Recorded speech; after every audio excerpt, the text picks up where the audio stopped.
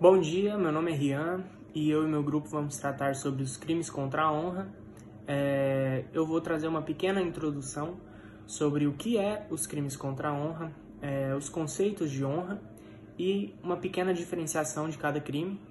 E posteriormente os meus colegas vão se aprofundar em cada um desses crimes e em cada um desses artigos que eles estão previstos.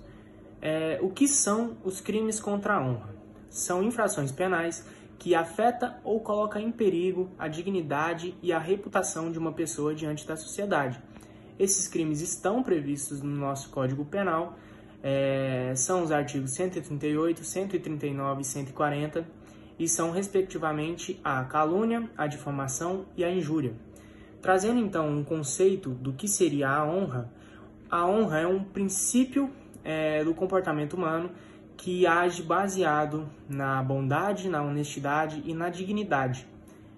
Mais um conceito de honra seria a honra objetiva e a honra subjetiva. Trazendo a diferença dessas duas honras, a honra subjetiva é a honra que cada um tem sobre si mesmo. Então, o que uma pessoa vê nela de qualidade física, moral ou intelectual e o que ela julga sobre ela mesma. Então essa seria a honra subjetiva, e a honra objetiva seria a visão externa, a visão que a sociedade tem sobre essa pessoa em relação às suas qualidades. Esses seriam os conceitos de honra, né?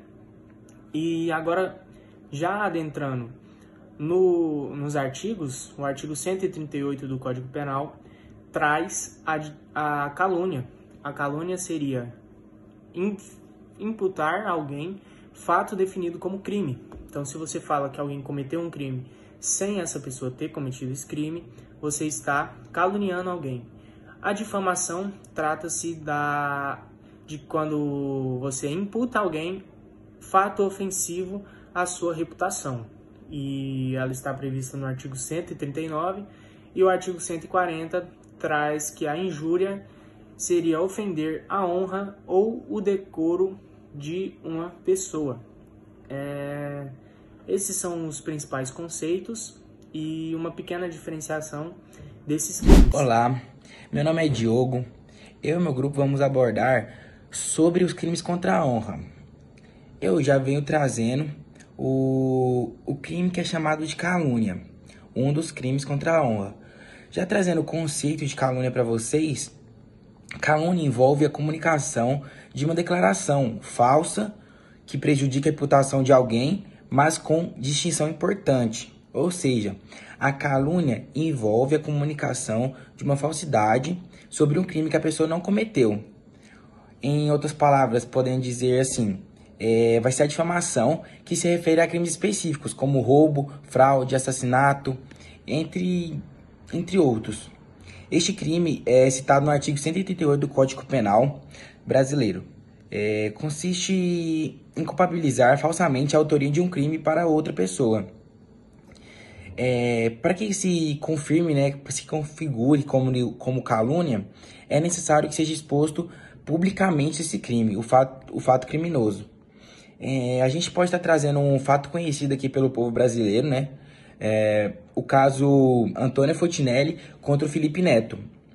Em um vídeo divulgado no YouTube, no dia 24 de julho de 2020, ela divulgou por meio do YouTube que o youtuber Felipe Neto teria afirmado que não usa drogas em serviço, dando a entender que ele é usuário de droga fora do serviço. Isso pode ser caracterizado como um crime de calúnia. O magistrado ressaltou o fato de não haver qualquer processo ou acusação contra Felipe Neto, que o vincule como usuário de drogas, reforçando o entendimento de um crime praticado pela apresentadora. Alguns crimes praticados com consequências legais temos as penas previstas pelo Código Penal. Algumas dessas penas pode ser detenção. A detenção pode ser de forma mais branda que a prisão, com duração mínima de 6 meses a no máximo 2 anos. Podemos, além disso, ter a multa. Além de detenção, o infrator do crime pode ser condenado ao pagamento da multa, cujo valor é estipulado pelo juiz. Também é importante ressaltarmos aqui que essas são penas previstas pelo Código Penal brasileiro e que a aplicação efetiva das penas pode variar de acordo com as circunstâncias do caso, ou seja, cada caso tem a sua pena, incluindo a extensão do dano causado pela difamação, antecedentes criminais do acusado, entre outros fatores. Algumas possíveis defesas excluentes de ilicitude que eu posso estar trazendo para vocês é a veracidade da afirmação, se a afirmação caluniosa foi verdadeira, se isso pode servir como defesa para alguns casos. No entanto, é importante a gente entender a veracidade, tem que ser comprovada de forma conveniente, convincente durante o processo judicial. Também posso trazer para vocês o estado de necessidade em situações de calúnia, em que a calúnia é cometida para evitar o perigo ou algo inevitável, como uma defesa para si próprio, uma própria defesa para sua própria defesa para sua reputação ou proteção contra outra pessoa. Legítima defesa, entrando já em legítima defesa da honra, né? Se a calúnia ocorrer com uma resposta direta e uma ameaça ou ataque contra a reputação da pessoa, pode ser alegada legítima defesa da honra como excluinte de ilicitude. Também pode entrar um desses conceitos de ilicitude é o exercício regular de um direito.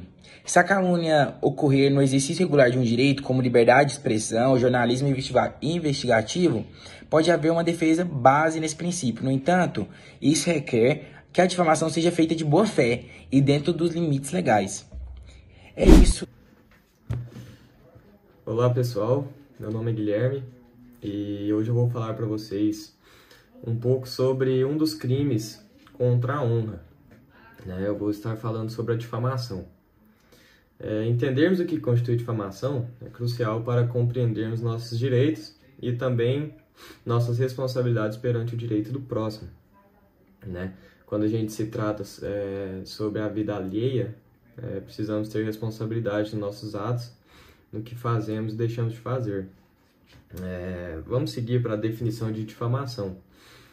Segundo o Código Penal, nos artigos dos crimes contra a honra, difamação consiste em atribuir a alguém um fato ofensivo à sua reputação, divulgando essa informação a outras pessoas. Um exemplo bem simples sobre isso seria espalhar um boato falso sobre alguém na escola ou no trabalho, onde esse boato estivesse ferindo, prejudicando a reputação da pessoa, da vítima em que foi enquadrado o fato. Dentro da difamação, a gente tem dois elementos cruciais. Dentre esses elementos, o elemento 1 é a divulgação do fato, onde acontece, onde as pessoas começam a divulgar, as pessoas ou a pessoa começa a divulgar aquela informação sobre a pessoa, e a segunda parte, onde é a consequência, a reputação da vítima, onde causa a lesão em quem está sendo informado, de quem está sendo informado. É importante destacar que na difamação, diferentemente da calúnia e da injúria, o fato informado não precisa ser verdadeiro. Se o fato for falso, também se enquadra em difamação, diferente da injúria e da calúnia, onde o fato necessariamente precisa ser falso para que seja imposta uma pena ou ser considerado um crime. A gente também tem alguns casos que não enquadram em difamação, onde são expostas opiniões pessoais, críticas construtivas e fatos verdadeiros de interesse público. Esses fatos verdadeiros de interesse público não se enquadra quando um fato que aconteceu seja exposto por outra pessoa que não seja de interesse público. Então, se o seu colega de trabalho sai falando para as pessoas aí que você é alguma coisa que não é, que está ferindo sua reputação, não pode. E lembrando que a liberdade de expressão é um direito de todos os cidadãos, porém, esse direito ele tem que ser exercido com responsabilidade, ainda mais quando a gente se trata da reputação alheia, de outras pessoas. Nisso a gente tem umas consequências legais que são previstas no Código Penal brasileiro, onde a pena para esse tipo de crime é uma detenção de 3 meses a 1 ano e multa.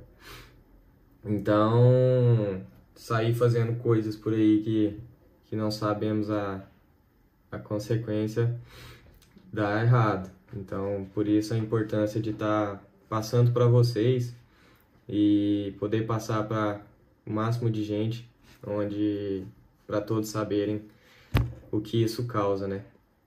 Então, a gente compreender o conceito dos crimes contra a honra nos ajuda a interagir socialmente com mais responsabilidade, né?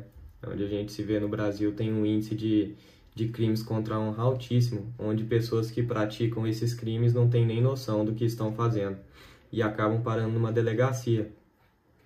Então, uma das coisas que esse trabalho emprega é a maior quantidade de pessoas sabendo que são os crimes contra a honra, suas consequências, como ele é praticado, o que não entra dentro dos crimes, o que não se encaixa nos crimes.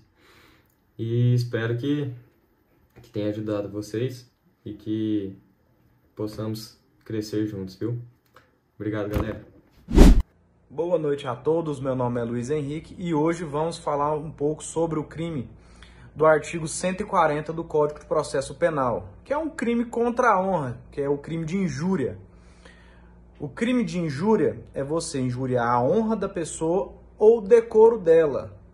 O que eu posso falar para injuriar a pessoa? Qual que é a palavra certa? Eu posso usar qualquer tipo de palavra para ofender a honra da pessoa e ser caracterizado uma injúria. Feio, gordo, magro, ladrão, idiota, qualquer outra palavra do gênero que a pessoa vai entender que aquilo ali foi uma injúria contra ela. O crime de injúria, ele tem pena de 1 a 6 meses. Qual que é a medida que a pessoa tem que tomar para ingressar com a ação sobre o crime de injúria? A primeira coisa que ela vai ter que fazer é procurar a delegacia de polícia civil, registrar uma queixa-crime. Mesmo assim, após isso, procurar o juizado especial ou entrar com a ação civil para poder reparar aquele dano que ela sofreu. Ok, quais são os exemplos que temos aí de injúria que foi cometido por pessoas públicas contra outras pessoas públicas? Felipe Neto, que há algum tempo atrás foi lá e usou uma palavra não muito adequada contra o Lira, presidente do Senado. Nisso, Arthur Lira entrou com a ação contra Felipe Neto e ganhou uma indenização por dano moral e reparação. Pessoal, somente finalizando, né, e fixando mais sobre a diferença, né, dos crimes contra a honra, que é calúnia, difamação e injúria, né? A calúnia consiste em saber que é mentira e mesmo assim culpabilizar falsamente a autoria de um crime para outro, uma afirmação desprovida de verdade, né? Esse artigo está descrito na Constituição Penal, no artigo 138. A difamação constitui-se na prática de propagar informações falsas ou imprecisas sobre alguém com o intuito de prejudicar sua reputação e imagem perante a terceiros, né? Esse artigo está no 139, né? E a injúria ocorre quando uma pessoa profere a outra um xingamento contendo algo desonroso ou ofensivo, atingindo a sua dignidade, honra e moral. Ao contrário da calúnia e da difamação, no crime de injúria, não é necessário que terceiros tomem a ciência da ofensa, né? E a injúria, né, está descrito no artigo 140 do Código Penal, tá bom? Somente finalizando e deixando mais fixo, né, a diferença entre os três, tá? Boa noite.